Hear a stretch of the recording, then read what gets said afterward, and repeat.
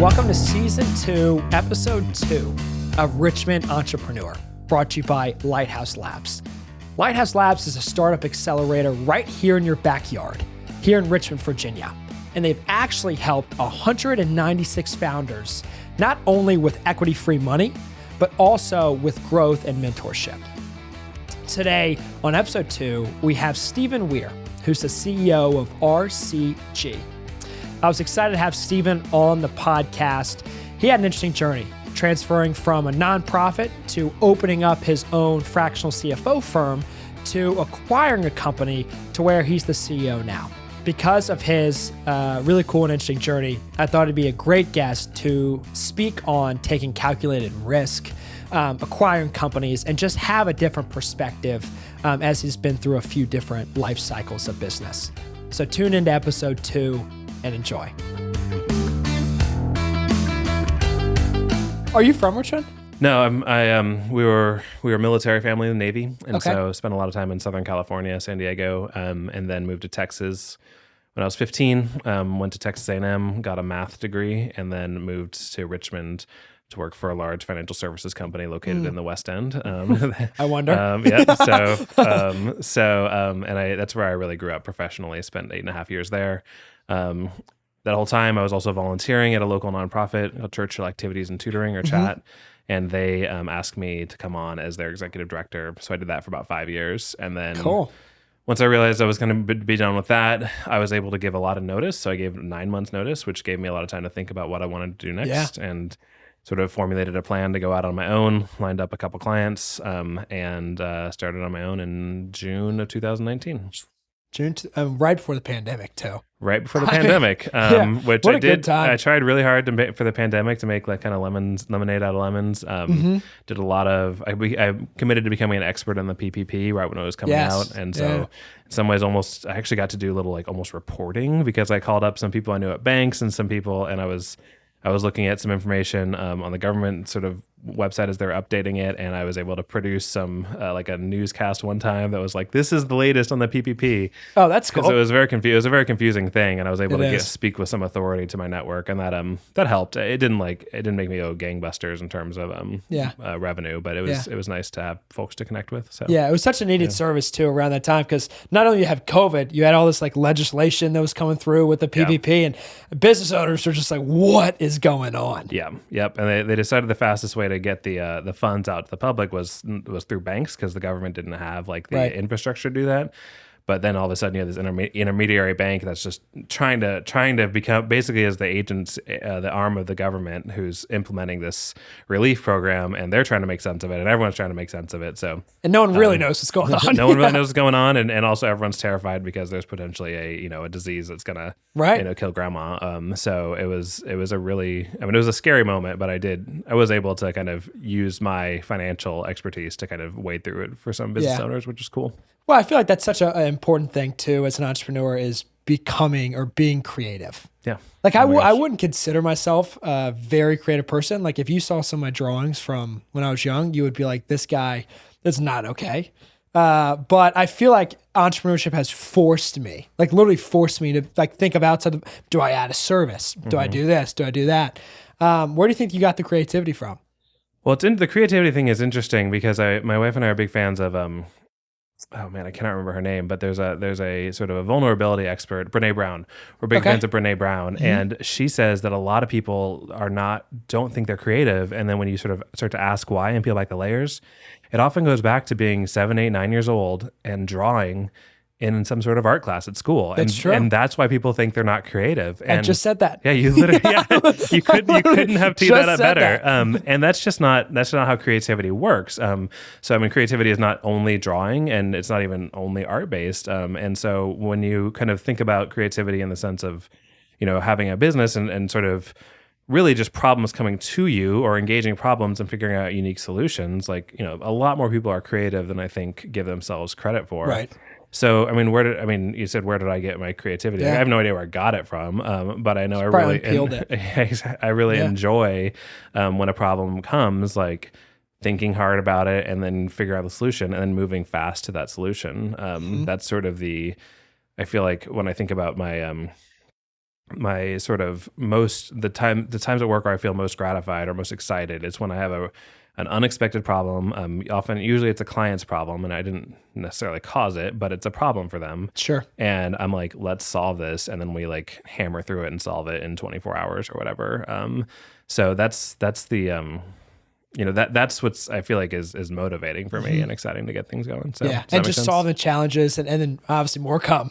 Right. Yeah, exactly. Well, and then you have to sort of, again, in your own mind, think to yourself, well, if people are paying me to solve problems, right, and I'm doing a good job, that just means more problems are going to come my way. And harder. And harder problems. So if ultimately I really don't want to solve problems, which is not the case for me, but don't set yourself up to fail by that. By right. doing that. So let's talk a little bit, let's transition a bit and talk about your background, because I think it's kind of fascinating. You were at Texas A&M. Yep. And then you moved to Richmond for work. Yep. I guess so I moved to Richmond for work as well after college. And then you worked for a financial institution. Mm-hmm. And so you kind of had that, I guess, structure, you can call it, process. Yep. And then you took a turn to a nonprofit. Yep. Talk to me about that. Yeah, so I had worked at and I'm fine saying the institution's name. I worked at Capital One for Sure. 8.5 years, and I really grew up professionally there. And it was a great experience for that time in my life. Got to see a lot of things up close, particularly around the 2009 sort of Great Recession. Got to I got there a year or 3 years before that happened, and so I got to see the whole thing turn, and I got to see a lot of really strong and like leaders and people who I admired how they reacted to a crisis, and that was really cool to see. But over time, kind of realized that ultimately I didn't think that was going to be the long-term place for me. Some of that is the creativity, and some of that is the sort of realizing what it would mean to sort of climb the corporate ladder for a long time, and just realized that I wasn't going to be like a lifer, somebody who's there for their whole life. Right. And so at the same time, I felt really committed and called to the mission that I was volunteering with, which was working with kids in poverty in the East End of Richmond. And there's a whole series of podcasts we could do about all of that, what that means, and sure. won't get into sort of all the challenges over there, but really had an opportunity where the organization had grown to 25, maybe 30 people, and the guy who was leading at the time just knew that he wasn't up for managing that large of an organization. And then for the last few years at Capital One, I had managed about a 20-person organization, and so I went over there and sort of jumped in with both feet and tried to really set up the structures and put the people in places so that we could really accomplish our mission. And I think there's a whole lot of interesting thoughts around how do you take people and money and apply it in nonprofits such that you're able to genuinely accomplish the mission. Mm-hmm. That usually the market forces around are fighting against, right? In nonprofits, a lot of the reason they exist is because the for-profit organizations don't solve those problems for whatever reason. And so, man, it was a challenge. I mean, I don't want to like sort of undercut it. So some of it was me maturing and me kind of having opportunities and trying to do things that I had never done before. Also trying to grapple with, with a small budget, grapple with really tremendous sort of systematic and institutionalized problems. And all of that, I think we made some good progress. I think I wish I would have done some things differently. Sure. All that stuff. Hindsight's 20/20. Yeah, exactly. But I learned a lot about raising money, learned a lot about sort of working with different types of people, and really kind of saw up front some of the real challenges that come with poverty. And so does that answer your question? Yeah, it does. Absolutely. But I'm curious, for me, just like selfishly, that's a big jump. Yeah. That's almost as big of a jump as taking the jump from the nonprofit to an entrepreneur. Yep. Because you were doing financial, what type of financial work at Capital One? At Capital One, I did a couple different things. Mostly it was on the marketing and analysis team, where we kind of did forecasting and analyzing our portfolio. Yeah. I did recruiting for the last year and a half, which is where I had the 20-person team, where I helped I helped communicate really between the analyst, sort of vice presidents and senior people and the recruiters. Gotcha. Yeah. And then leading a nonprofit team of 30 or 30-ish, that is completely different. It was really different, and one of the Yeah. things I realized early on was there were sets of skills that I didn't have, but because we had such a relatively large staff, like I needed to find people with those skills Delegate it. and to do those things. Yeah. Yep, I think about that we have a small high school, and there's a principal over there, and there were two women who were kind of in charge during my time there, and both of them had skills that I could never touch, right? And I was really thankful to have them. And so that's sort of there was like a brief like 2 week period where neither of them were there, and I had to jump in, and it was really really hard, Yeah. right? So yeah, it was a really different skill set. I had to learn a lot of things really fast. I think kind of implicit in your question is that a good idea? And or why did you think you could do that? And Yeah. I'd say like probably a bit of hubris, right? I kind of thought I was a 32-year-old who could solve poverty. That's obviously way too big of a statement. Right. Yeah. I would have never But said it could that. make a difference. Yeah. Yeah. And maybe And that's why you went in, I imagine, to make a difference. oh yeah. Yeah, I mean, yeah, to work on something that's bigger than myself, to make a difference, and it's still, in some ways, I miss having such a clear mission to work on.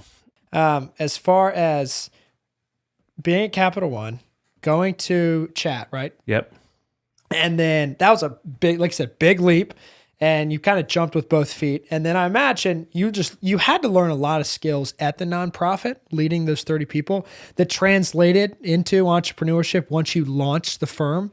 And I'm curious how those skills translated to you opening the firm. Yeah, so a lot of it was sort of some basic self-reliance, right? At the nonprofit, there is a board of directors, but more or less the executive director, is in charge, right? And whether or not the pay, there's enough money in the bank to hit payroll in a given month or in a given week is 100% on the executive director. So Fundraising too, essentially, right? Fundraising is on the executive director. Staff management, spending budgets, like it's all there. So there's a lot of like owning and sort of being reliant on your and trusting your own judgment to kind of run things. Sure. And so when I kind of moved over to my own organization, one, I had experience. I sort of was a fractional CFO, and so I would come alongside organizations that had about the same budget as the nonprofit I had been at. Okay. And we're doing about the same amount of things, but I was helping manage the finance side of it. And I could speak with a lot of credibility, right? I literally had sat in that seat, and I knew exactly the pressures and what they were thinking, wanting to make a difference. Also, a little bit of terror that you might fail as an executive director, and the organization shuts down, and the mission you're trying to accomplish doesn't get done. So I literally had been there for all those things and felt all those things. And then what's practical? Like I even knew from a fundraising perspective, if somebody said they were going to raise X dollars, that was unrealistic. If somebody said they were going to raise Y dollars, that's something they could probably do. So I just had a lot of experiences, and I kind of used that ability to do that stuff as the value I was creating for the clients I was working with, especially early on. Yeah, that's cool. When did you know, because you were there for a few years, when did you know it was like, hey, it's time to hang my own shingle. It's time to do my own thing. Yeah, probably the board of directors. Yeah. It was a really tough decision, and I didn't imagine that I didn't know I was gonna leave. Sort of 2 years before I left, I guess. So, but I gave 9 months notice. It was a really tough decision. Some of it was I felt like my skills were no longer what this organization needed. So we had put the organization in a much better spot financially. We had there's a lot of organizational restructuring that had needed to happen, and we had completed all of that. And so I was looking to the next 5 years and thinking like, I don't know if I'm the best person to lead the organization forward. I feel like that takes a lot of self-awareness too. Yeah, it does. I wouldn't always, I don't think I'm the most self-aware person in the world, but I did sort of look around at the community and look around at where I was and think like, I don't know that I fit here, and I don't know that I'm the right person. And we did hire a guy after me who I think is a much better fit and is phenomenal, which is really gratifying to see for sure. And so then it became a matter of, once I'd given notice, I had 9 months. So for the next 2 or 3 months, I was just focused on giving notice and helping transition. I hadn't really thought about what the next thing was going to be. And then I had a conversation with a friend who just sort of had some real clarity and something that I could do to add value to the world. And Turns out that idea was the wrong idea, which is funny in hindsight, but it was inspiring at the time. The idea was to do like marketing analytics for small businesses. Okay, yeah. So the idea, which is a big need anyway. Marketing analytics is a big need, but what I found is the size of business, well, at least within my network, I literally, I'll just tell you a little bit of this journey. So I said, I'm going to do marketing analytics. Yep. I've done that at Capital One. People have customers, people have email. I'll help them drive more sales through improving their marketing through analytics. And people don't have to pay me a lot, just pay me a little. So I wrote down. I spent a whole afternoon writing down that idea, and I read some advice that said, just write down your idea and then go talk to potential customers. Yeah. And see if anybody's interested in your idea. Market test it. Exactly. Yeah. And before I even actually had the product up and running, I said, hey, 6 months from now, when I actually leave my current job, I might want to open this. Can you talk to me about it? And I talked to 12 people about it, all of whom I thought might have some interest or certainly the influence to hire. And in those questions, I kind of walked through it. I asked them some questions. I asked them to describe what their pain points were. I asked them to describe all the stuff. And then at the end, I said, how much would you pay for this service? Good question. And the answer was 0. So one guy said maybe $50 a month or something. $50 a month? I mean, he knew exactly what he was saying. They all like me as a person. They were excited for me to be on this journey, but nobody was willing to write a check for this thing. And so I kind of came back and said, well, maybe there's a market for this somewhere, but it's not in my network. Right. My network is the most valuable thing I have. What else do I need? And so I had also had a question that was kind of what else do you need? Right. And that's where the idea of a fractional CFO came out. It's a relatively common thing, but I actually had never heard the term before. So somebody said, I could use you as a fractional CFO. And I said, awesome. Of course, I'd like to do that. And then I went home and Googled what fractional CFO was to make sure I was good at it. I'm actually thinking about doing that. I'm so glad you said that. That's exactly right. But then I did realize I actually had the skill set in a lot of ways to do that really well. That's a lot of what Capital One and my time at Chat had prepared me for. So essentially, it's running a sort of financial team or financial back office. It's help, but also sitting next to the leader of the organization in the same way that maybe in a public company earnings call, the CEO and CFO are on the call together.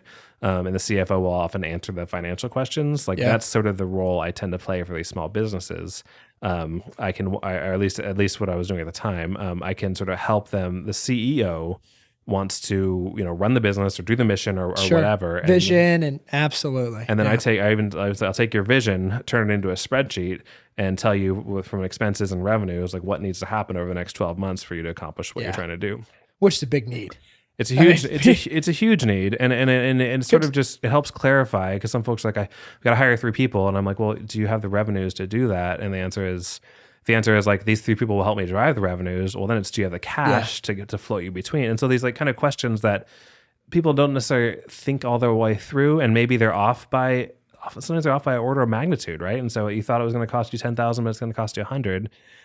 That's an important thing to know as you kind of make that plan happen. Yeah. And then you have guys like me who are just yeah, we're going to do it this way. And then you're like, well, we probably should back it up. We can't hire 6 people quite yet. That's right. That's right.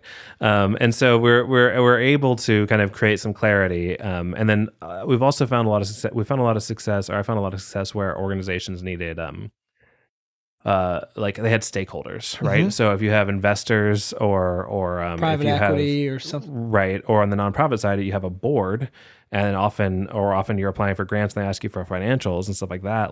Usually those organizations don't have very well put together financials, and usually don't.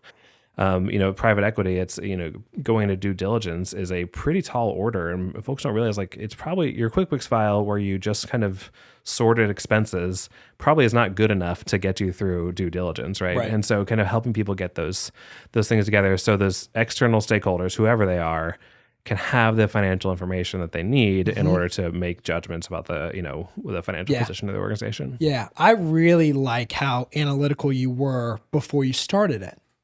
I just know so many people who have an idea, right? And they think it's a great idea. And it could be I think I have ideas all the time that are great, but obviously most of them aren't. But I find it fascinating how analytical you were. And originally you're I think I know I want to start a company or it sounds like you wanted to do something for yourself after you left. And so for you to be like, oh, I think we're going to do some marketing analytics. And then you go, well, no, this idea is not that popular at the moment. How important is it for a young entrepreneur to test these things before diving in? Yeah, it all really depends on your sort of risk tolerance, right? And so depending on where you are in your journey, like that's how kind of important it can be to test an idea. And in some sense, we're always all just testing these ideas, right? And so right now I'm testing, these ideas with my larger company now, and some things are working and some are not. And that's, in some sense, it's just client testing as a way of saying you should be learning from whatever you're doing. But if you're a young entrepreneur or a new entrepreneur, if you kind of have an idea that you think is really gonna shake things up, especially if it's gonna be different, or if you don't know anybody who's doing it right now, it's probably pretty important to figure out a testing strategy, because most ideas have already been thought of. 100%. Versus, now we kind of, I run an accounting firm. That's what this has turned into. I don't need to test whether or not an accounting firm is a good idea. Accounting firms are needed, right? Yes. The market has validated that idea. We know accounting firms are a good idea. Now, maybe what we do, we test a little bit, but the market knows. Whereas this marketing analytics idea I had, like, I didn't really know anybody who had done that. And I have some thoughts on why it didn't work now and what size of business it needs to be and stuff like that. But I didn't know that at the time. It took me a while to get to that stuff. So. Yeah. I had a buddy when I first opened up my company. I had so many ideas, and I told him an idea. He goes, "Is anyone doing that?" And I said, "No." He goes, "Do you think there's a reason nobody's doing that?" That's exactly right. I go, yeah, that might make sense. Yeah. You're probably not going to invent the brand new product. Right. Now, maybe you will, but most of those come through like R&D labs or stuff like that. So right. You can certainly pay attention to what's going on and see what people will pay you for. But that is actually the biggest takeaway I have. It's like asking people were actually pretty enthusiastic about the idea of marketing analytics when I was kind of telling them what I was doing. They're like, "Oh, that's a great idea. It's a good idea. Oh yeah, people need that. Yeah, that's important." And there's probably 1,000 articles on LinkedIn saying like why these are good ideas. But when I actually asked like, "What do you pay for?" the communication changed. Right? It changed. I mean, people stayed nice, but it changed from like positive to like negative.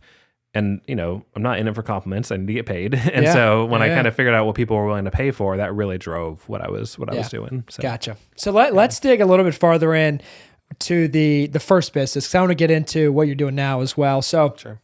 You launched essentially a fractional CFO firm. Yep. And you did that for 2.5-ish years? 1.5 years. 1.5 years. Yep.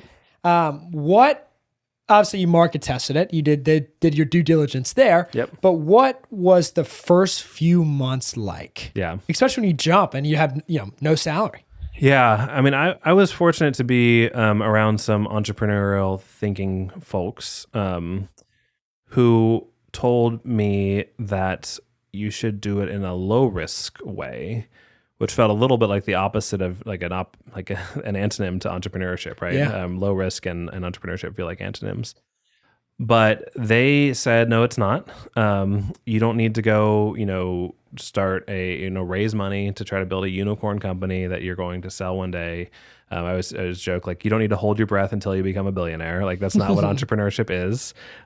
It is sort of finding anyone, who you can make their company or lives better, who will ultimately, there's a way to capture that value and get paid. And so when I started, I had, I was fortunate to have some time beforehand, but I had a recurring monthly client who I still have to this day. So 3.5 years later. Wow. I had a project that was going to last about 8 weeks for a client, and who I'm still in touch with them. That project ended, but I'm still in touch with them. And then, believe it or not, I actually had a 2-day-a-week thing back at Capital One to kind of test the waters there. So I was kind of kicking the tires with the 2-day-a-week thing there, and I had another thing going on. And so I had those 3 projects going on at the same time, just to see what was going to work. Yeah. Because if the entrepreneurship thing didn't work, right, if I couldn't do the fractional CFO thing, like, I needed another opportunity. And going back to Capital One, while it wasn't what I wanted to do, was an option. And I had 2 kids and a mortgage. Right. So like there wasn't an option to not have income coming in. There wasn't an option for me to do 6 months of no income or whatever. So that's kind of what I did in the first few months. And I felt like that was appropriately kind of low risk. Yeah. And those, Calculated. yeah, it was calculated. Yep. And so then when I finally got busy enough in the fractional CFO thing that I had to say goodbye to the Capital One thing, that felt like a pretty big milestone. But that took maybe 10 weeks, something like that. Okay, so 3 months in type of deal, somewhere around there. I finally got another gig that I realized was going to take a lot more time. And I just kind of, at that point, become confident that I could do it. So what were you doing at Capital? Were you doing fractional, like more like CFO work there, or what? I was just back in the marketing analytics. Okay, so just part-time doing what you were doing just to supplement the income, essentially. I mean, making slides and talking to people about the slides I made. So, which is a lot of what my time at Capital One was. So it was, I mean, I enjoyed the time there, but I will say I did also, it was good to kick the tires back at Capital One, 5 or 6 years later, because I realized it was no longer a great place for me. It was a great place for me as a young person, but it was not what I wanted to do going forward. Now, again, I would have done it to pay for the mortgage and make sure, my kids get fed and stuff, but it wasn't sort of my ideal thing, and that was helpful to learn too. Yeah. So, when did you know your ideal thing was hanging your own shingle, being an entrepreneur? Was it young? Was it more of like you're running a nonprofit, being like, I want to do my own thing? Yeah. I don't know. I don't know the answer to that question. And I guess I might even say, I don't know if today I would necessarily even say that's like 100%. Now that is what I'm going to do, because I've been able to set things up, and I love the,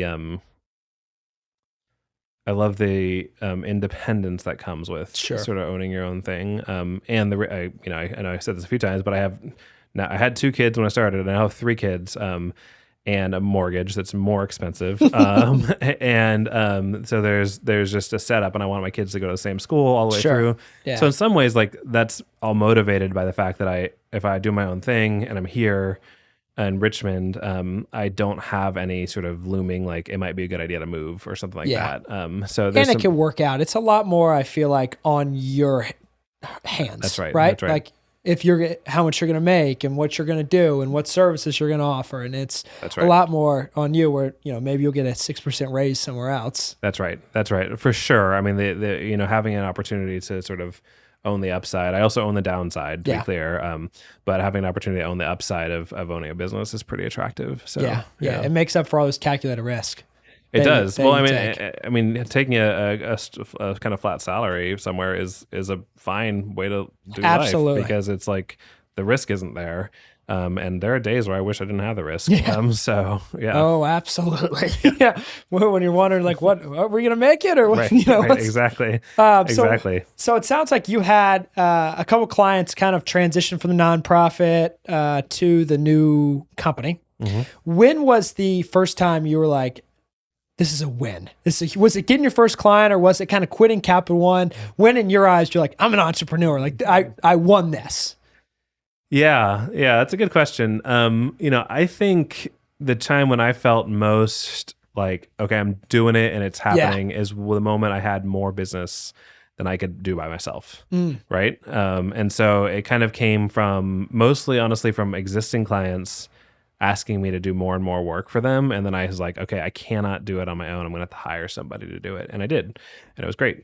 But I think that was when I was sort of like, okay, this is a really, really big win, because I have not only worked myself into a situation where I'm completely busy the whole time, because I wasn't the whole, first 6 months or so, where I'm completely busy the whole time. And there are people saying and affirming the work so much that I'm going to have to bring on somebody else. And then when I bring on somebody else, then you have to like start to work on your system, and you have to start to work on and then you start to think about a little bit more like a business versus like at least in my mind, like I was just selling myself, my own hours, like a lifestyle, essentially. Yeah, exactly.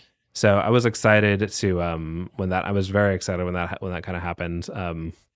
Felt stressful in some ways, right? Because, I've been sort of saying I can do all these things, but the reality is I don't know if I can train someone else to do the same things, right? And so there's another set of tasks there, but that felt more like working on the business. And that's kind of when you were like, I did this. Yeah. Exactly.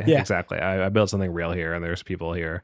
I will say the other moment was probably, just kind of, it's basic stuff, but when the first check comes in the mail, right? And like, it's not a check to me, it's a check to my company. I'm like, who owns that company? Oh, I own that company. Yeah. and then make sure you move it real fast into your personal bank account so you can use it. But that felt good too. So. Yeah. For me, my, I guess, quote unquote, first win was getting my first client and getting everything established and getting the first business client. And I was like, okay, here we go. Right. Like, we can do this. Right.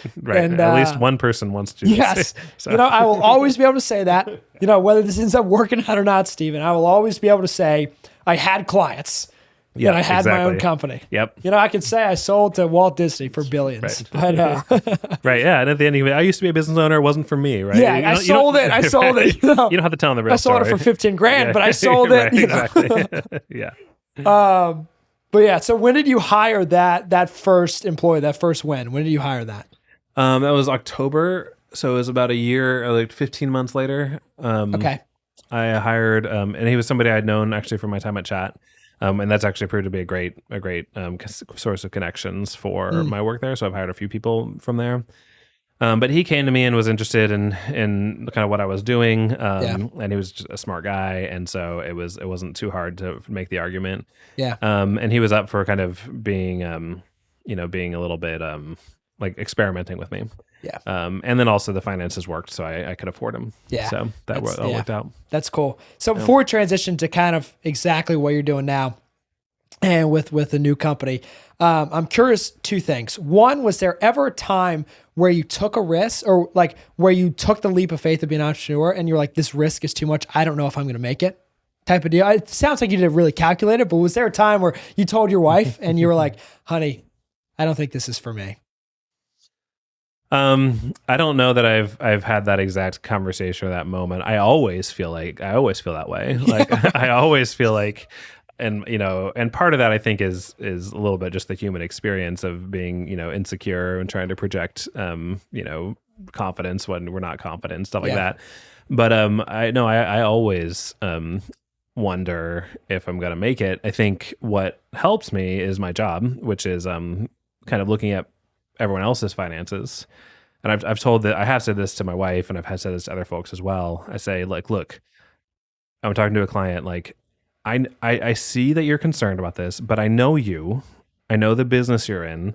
We can look at the last 24 months of financial performance. Like, you're gonna be okay in the future. Right. It is it's more than reasonable. And if I had to bet money, I'd bet it on you and I'd win a bunch of money. Yeah.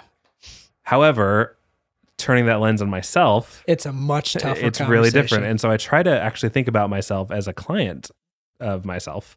And so almost have like a conversation in the mirror, if you will, and like look at that guy and say, hey, I know you're kind of worried about all these things, but like look at your track record. Look at kind of what you got going on. Look at what a reasonable forecast is for the future financially. Like, there's very little likelihood that you're not going to be okay. Like, you're going to be okay. It's going to be fine. But it does take that sort of looking in the mirror, I feel like, and externalizing that conversation. Because, if in your head, you start to fight demons or whatever, and you're just like, and, they're saying like, you're not going to do it, or something terrible is going to happen, or you just you lose one client and you think like the world's ending. Yeah. When reality is losing one client is like, that's the reason you have, 300, right? So if you lose one, it's fine. And it's fine if a client goes another direction, like that's their prerogative. And so you over-index to small losses that make you feel very worried about it. So I've never exactly had that conversation with my wife. I don't think it's ever been like true that we've been, a couple days away from, being in trouble. But certainly there were moments where I was like, well, if I don't pick up a new client in the next 3 months, like we're in trouble. We're in trouble. And especially early on, I had like 5 clients. So it wasn't like I had 30. It was like 5 clients, lose 1, lose 2. Oh geez, like we are in trouble. Yeah. And the imposter syndrome is so real. It is. Oh my gosh. And selfishly, I want to ask advice because I'm 5 months into this organization. I've done employee benefits consulting the last few years. Great. And I'm at a point now where I'm getting some traction, getting referrals, onboarded a decent amount of business clients. And I'm kind of getting to that point where it's like, am I actually good enough for this? Like, should I be an entrepreneur or a business owner or a good employee benefits consultant? Should I just go work for a big powerhouse and because I need the support or whatever it is? Sure. So I'm curious, like for you, like how you've navigated through that, because it sounds like that's still something that obviously goes through your head. Yeah. Yeah, well, I mean, the first thing I would say is I try really hard to be okay with not succeeding. in this entrepreneurship thing, right? There are some, like, I try really hard just to be like there's nothing, I think it can be such an identity. Like, I am an entrepreneur. You hit the nail on the head. This is who I am. And to succeed at this is me being successful. And to not be successful is, a fate worse than death, right? And I think it's particularly challenging for men to be sort of vulnerable or be okay with like not being the man, right? And so I think about how my gender affects my view of self and my view of the world a lot, and so I think that's something I'm really, really cognizant of. So if everything would fall apart tomorrow and I would go work for someone else for the future, like that really can't be me failing as a human being. And it's not, right? It's a great point. There's no way it is. And so I think kind of separating that out, then it becomes a calculated risk that's kind of a math problem, and a little bit of what I want to do with my life, and but even that's like more like, what do I find interesting? Not am I worth it, or am I worth it? Am I a hero, right? Am I worthy of this, whatever this thing is? And so as far as a calculated risk, it's really nice to the point we talked about earlier, that I don't have a larger organization that might move me or want me to move. In fact, and I grew up with that. My parents were in the military and the Navy, and so we moved every 3 years, and that was hard, right? And so it's really nice that I can plant my feet in Richmond, Virginia, and if I own my own business, like, my kids can go to the same school all the way through K through 12. We can live in a relatively nice house in a relatively nice neighborhood. And I get to do, I think I do pretty well in sort of problem solving and in sort of an autonomous way, and leading an organization. And I just get to do all those things. Right. And so that then the math is then like, okay, well, I get to do these things. I get paid for it. I like where I live. I like the lifestyle. Like, great, I'll do it. I'll be an entrepreneur. But like, is it like, I'm some sort of like master of the universe, which obviously is a joke, but like, even this podcast, right? Like, how much, I was wondering on the way over here, how much wisdom do I actually have to share? And I appreciate your process, which is not about, we were joking beforehand not about the 3 steps to sort of to make $1 million entrepreneurial happiness, right? Yeah. It's just about sharing experiences, because that's kind of what we need to do. So that's the whole reason I created this podcast. Yeah. Me and Joe talk about all the time. It's like, we're not going to have a 5-step guide. I don't think anyone has a 5-step guide. And I think people a lot of times get confused when they're like, oh, if I just do X and Y and Z, or if this is my marketing strategy, I'm going to be successful. Right. But there's so many external factors that play. Right. And at the end of the day, it's just a bunch of entrepreneurs or a bunch of people who have passions who are just sitting here trying to figure it out. Right. And like, my experience is probably very similar to your experience when you were starting, your company. And I just think it's so cool when we kind of drop the BS and we can drop like the I'm up here. Like you do a great job on the LinkedIn posts, and like by dropping the CEO titles, quote unquote, essentially, and being more transparent and just being real, and just be like, hey, I struggle with this, or this is a thing that I'm dealing with, or I think that is so much more powerful than like, hey, I'm on the way to buy a Ferrari, or like, I want to do this. Yeah. No, that's definitely right. It's just way more important to talk about experiences, and way more important to sort of be open and honest. And I do that with my team now that I have as well. I feel like I have learned that I need to talk to them all the time. I need to tell them exactly. I don't need to like be overly emotive, but also I don't need to never have emotions, but also just make sure like this is not, make sure they feel comfortable talking to me. Make sure this is not a sort of Steven's the smartest. We solve problems together where we can, like all that stuff. So yeah, that's cool. Last question I would ask around when you left and started the new CFO gig. What was your marketing sales strategy? Because that's a big question. For obviously, revenue is literally everything. Revenue is everything. Yeah, for small sales businesses. Is everything. Yeah. So when I started, what I did was I figured out how to export email addresses from every email address I had been using. So I think I exported from the chat email address, Chat Richmond, or the chat sort of my professional account, also my personal account. and came up with like 500 or 600 email addresses. Went through and deleted ones that I knew were people who I didn't recognize, or Sure. were people that like wouldn't be interested. interested or happy to hear from me. But I was pretty. I didn't delete a lot, and so I ended up with like 400 email addresses. And I loaded them all in MailChimp and started it and just blasted out and said, "This is what I'm doing, guys." And I tried to update. I tried to send something out every 2 weeks. I wasn't very good at it. But I learned in nonprofit fundraising that the quality of the mail piece that you send out, if you're trying to raise money, the quality doesn't matter very much. 86% of the value comes from the people who you are mailing, the quality of your list. So if you're mailing the right people, even if you don't have a very good, sexy campaign literature or whatever, or letter, if you have the right people, you'll raise more money. And so I kind of believed that and gave myself a little grace for not knowing how MailChimp worked very well and not putting together super great stuff. And it doesn't take a lot of clients, right? I need 5, and I had 400 email addresses. So I sent it out and I updated it, and then periodically I'd get a phone call from folks who were interested. Oh, cool. And I cobbled together things that way. And then as far as that's kind of the marketing side. And I did some LinkedIn posting, and I did some.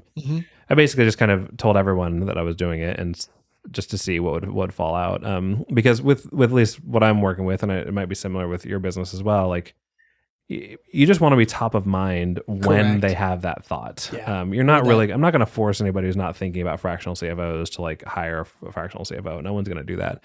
But it's when they have a moment where they're like, oh my gosh, I am in an organization that's finances are not as well put together as they should be, and I had this problem.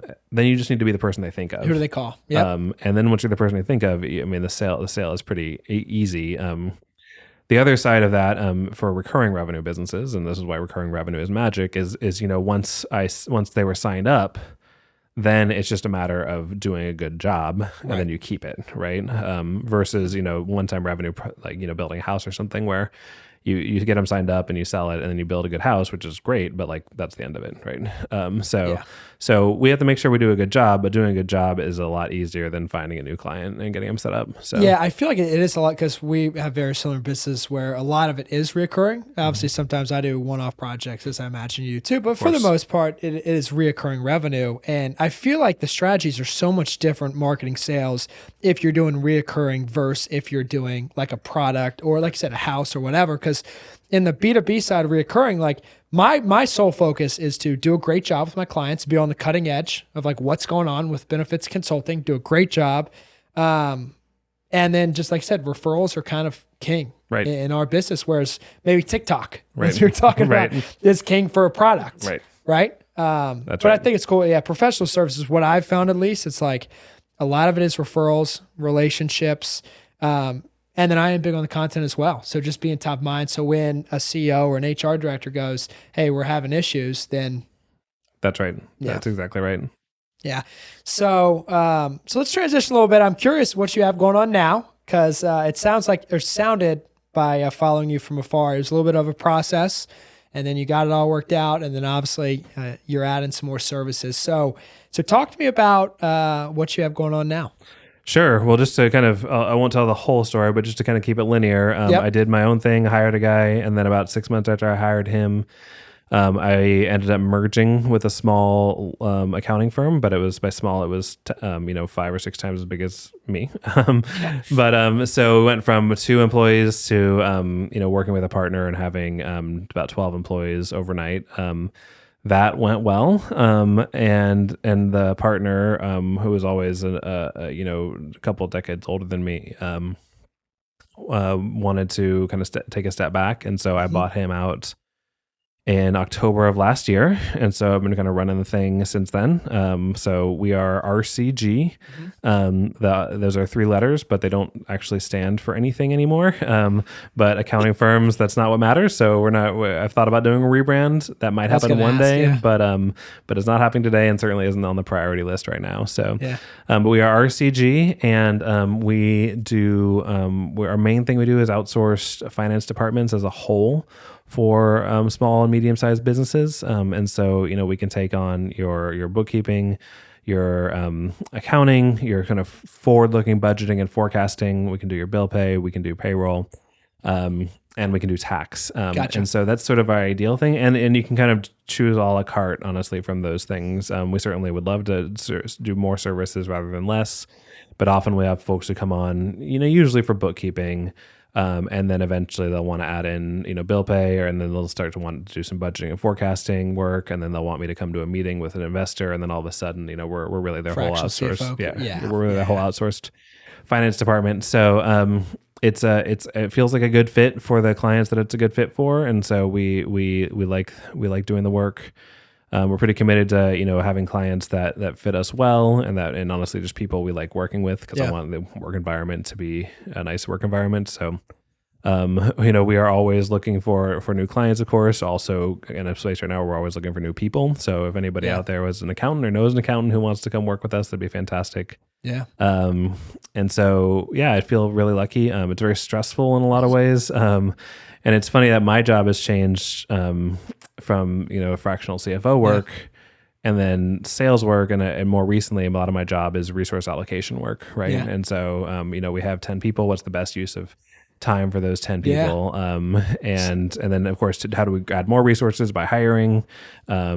Should we do part-time or full-time or contractors? Like all those kind of questions is what I want to spend my time thinking about now. So the question I was most interested, or one of the questions I was most interested to ask was why? Why did you, because it sounds like it was going well with just you and one employee fractional CFO, and then you merged. How come? Yeah. So I had a vision for where I wanted the business to go. Okay. I actually wrote it down. This is 100% true. Although it'll feel a little bit like I'm telling a tall tale that business owners sometimes tell. But I wrote down a vision for the future of what the time was called Weir Consulting. And I said, look, I had a board of directors that wasn't really a board of directors, but just people I met with who talked about things. And I said, look, I'm doing budgeting and forecasting analysis. When people hire me as their fractional CFO, they want me to do that, and they want me to do tax and bookkeeping and every other thing in the financial universe. And I can't. I'm out of capacity. Right. I can't do it. But I think the clients are right. I think if they hire a fractional CFO, they should probably expect to have the whole finance department taken care of.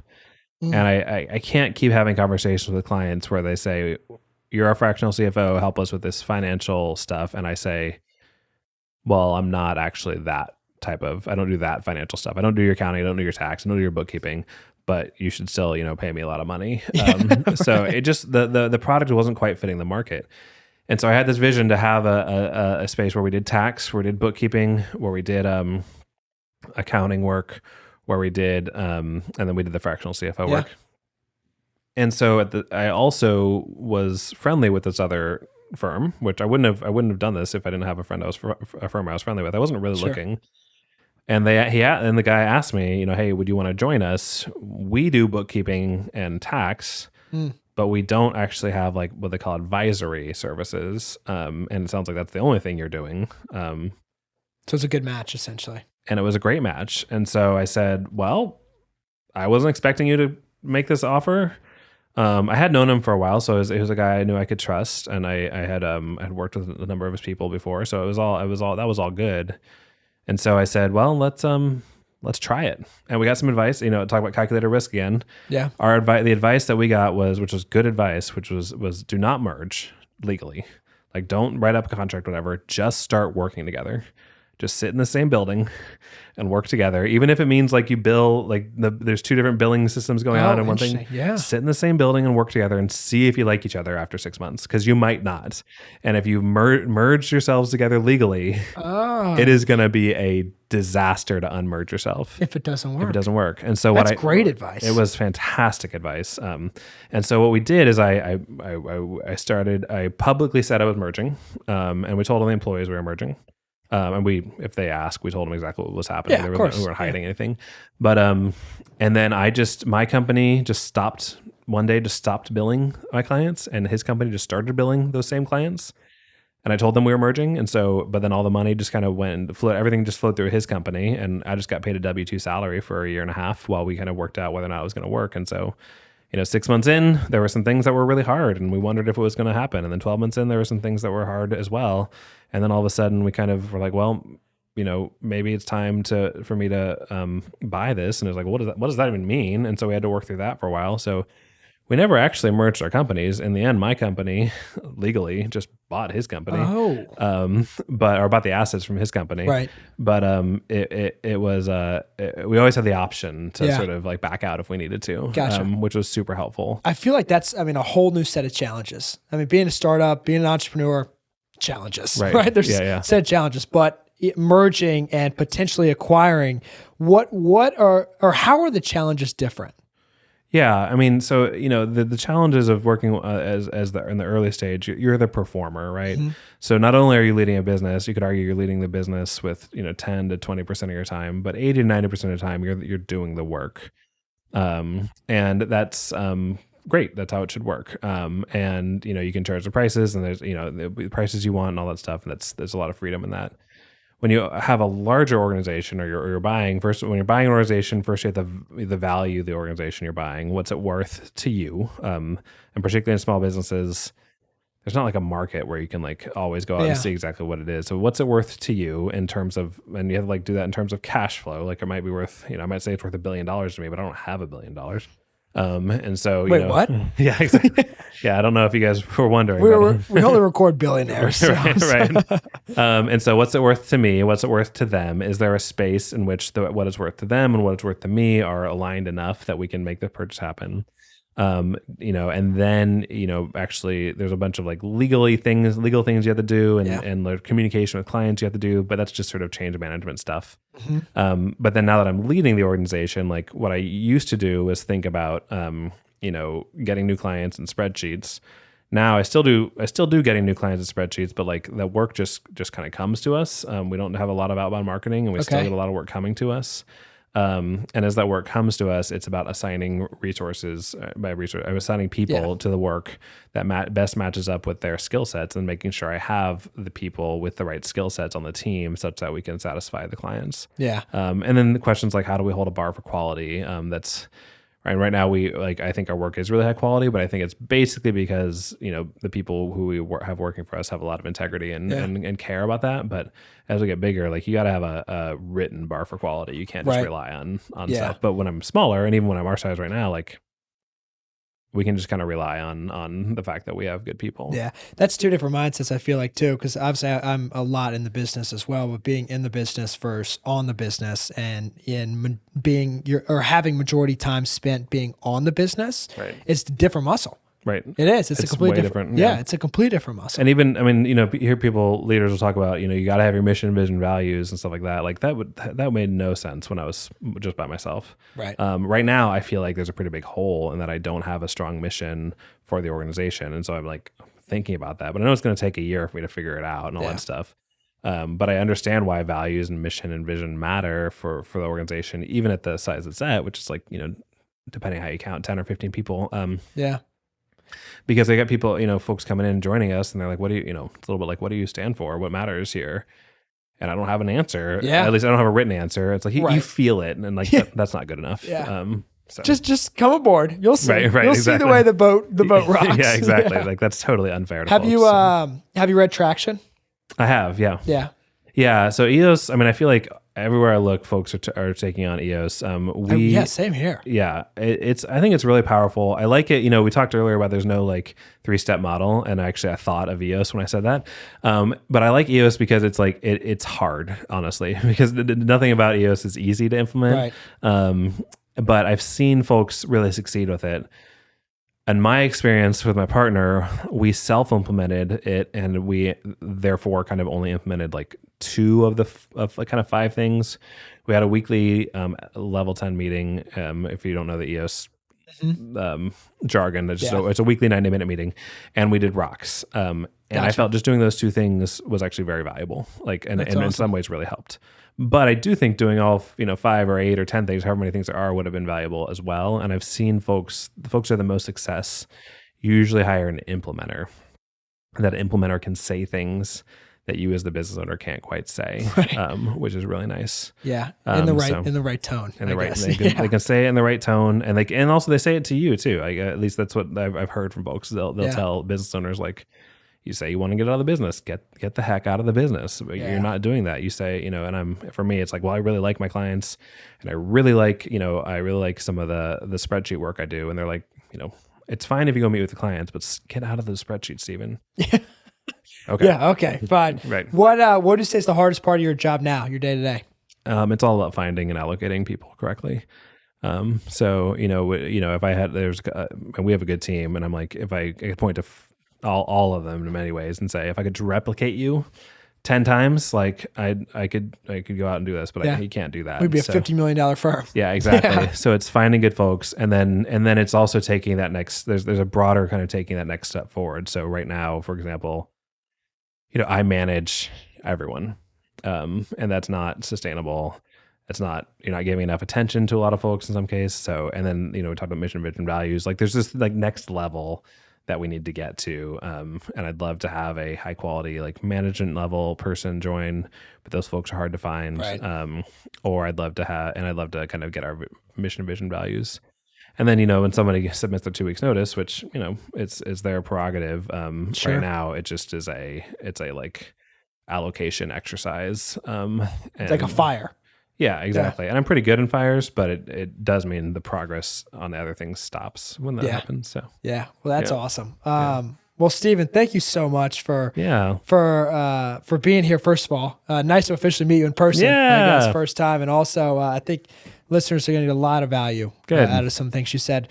So this question we're asking all of our guests, and this question is sponsored and presented by Lighthouse Labs. To kind of sum up everything, and someone who has gone from nonprofit to entrepreneurship to CEO, what are a couple tips you would leave those aspiring entrepreneurs or those young entrepreneurs? Yeah.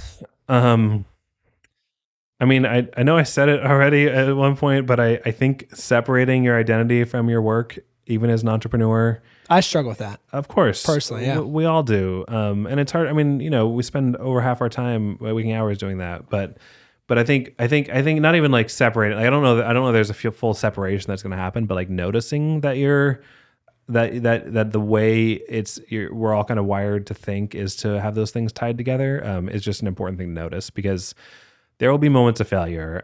And when those moments of failure come, like there's just a lot of grace you got to give yourself. Like you're trying your best. You are, like, it's okay. The second thing I would say is, a lot of those like take the risk in a measured and calculated way. In fact, if you do that, I actually think it becomes in some ways less risky, right? You always hear, like, if you work for a company, like you only have one client, it's that company. And if they decide to let you go, and there's been a lot of layoffs recently, right? Like then you're kind of, you don't have a job, right? Especially those tech layoffs. We could have a whole podcast about so many tech layoffs. Economy. Exactly. And so it's very much like, if you can take a calculated risk, you actually can create more stability for yourself, and a higher likelihood of success. Now it's all risk, so there's like no like magic bullet here, right? But so that's what I would say is take the risk in a calculated way. And then if you feel yourself, like I do, like getting ready to like do something dramatic, like just take a beat. Yeah, take a second. Take a breath. Go for a walk. Try something. Try anything as long as you can. It's not like as long as you can recover from it, right? Yeah, that's great. Those are some good tips. Yeah. I needed them too, so appreciate it. For sure. Yeah, well, thanks so much, man, and I look forward to continuing to have conversations down the road. Yeah, it's such a pleasure. I appreciate the time. I appreciate the way you're doing this podcast. Appreciate that you reached out. So absolutely, I'm sure that we will have a chance to connect in the future. Yeah, absolutely. Thanks, David. Thank you for listening to this episode of Richmond Entrepreneur. As always, if you have a friend who's an entrepreneur, founder, CEO, aspiring entrepreneur, maybe wants to open up a cleaning company on the side, please feel free to refer, shout us out on social media as we expand into the Richmond market. As always, this podcast is brought to you by Lighthouse Labs. Lighthouse Labs is the premier nationally recognized startup accelerator here in Virginia. Lighthouse Labs has accelerated more than 95 companies investing over $2 million to date of equity-free money. Their 11-week program for high-growth startups helps founders move fast, expand their market, and test their business with the support of mentors, industry experts, investors, support services, office space, and $20,000 of that seed funding at 0% equity. I've met some of their mentors, and let me tell you, some good people over there. For more information or to make a donation investing in the lives of founders, visit lighthouselabsrva.com.